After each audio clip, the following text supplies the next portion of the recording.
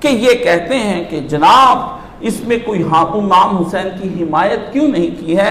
ہمارے سامنے امام ترکمانی حنفی رحم اللہ ہیں، ان کی کتاب اللمہ فی الحوادث والبدع کے اندر ہے، وہ لکھتے ہیں صفحہ 584 پر کہ امام سے پوچھا گیا کہ غربت کیا ہے، اجنبیت کس کو کہتے ہیں؟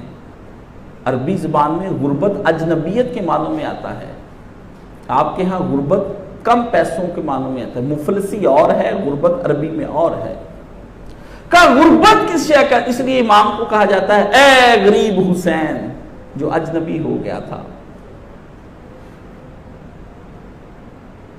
تو غربت کے بارے میں پوچھا، لیست الغربہ مفارقت اہل ایمان والاوطان والسفر من المکان الا المکان۔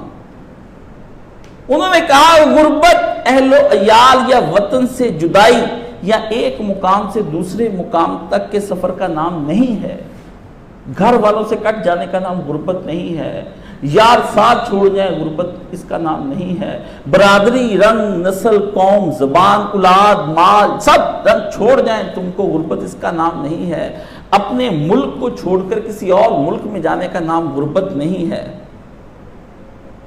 فرمایا الغریب هو العامل بالسنت والقرآن، غریب وہ ہوتا ہے، اجنبی وہ ہوتا ہے جو قرآن اور سنت پر عمل پیرا ہو لیکن اس دور میں اس کا کوئی حامی و ناصر نہ رہ جائے،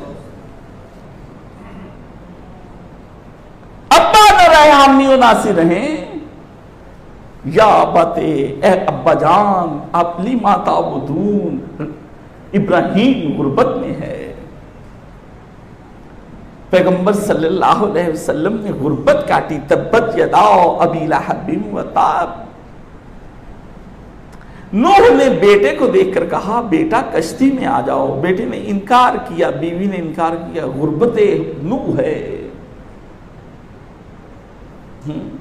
فرعون کی بیوی آسیہ نے کہا میرے شوہر آؤ ہم دونوں نے جو بچہ پالا موسیٰ حق کی طرف بلاتا ہے آؤ اس پر، غربت آسیہ ہے۔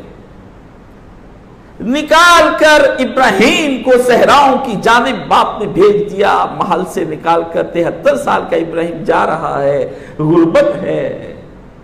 ہاجر کو مکہ چھوڑ دیا، وہاں کوئی نہیں، غربت ہے۔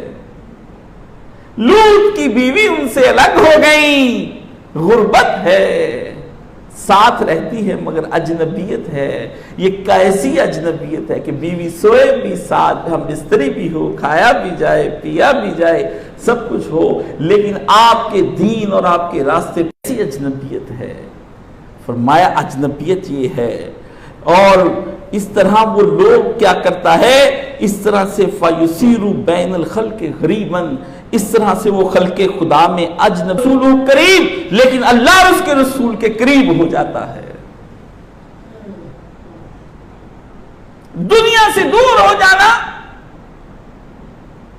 دنیا سے دور ہو جانا اور کٹ جانا، اور اللہ اور اس کے رسول کی طرف تنہا کھڑے رہنا، یہ غربت ہے،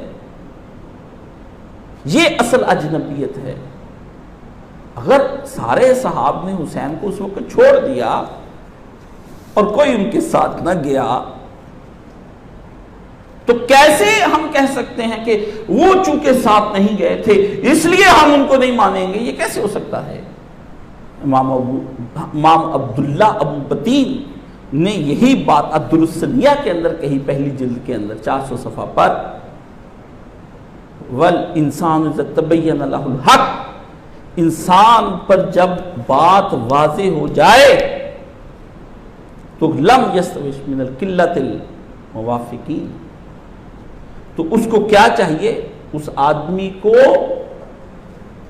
اپنے مخالفین کی کثرت سے خوف نہیں کھانا چاہیے کہ میرے مخالفین اتنے زیادہ ہیں۔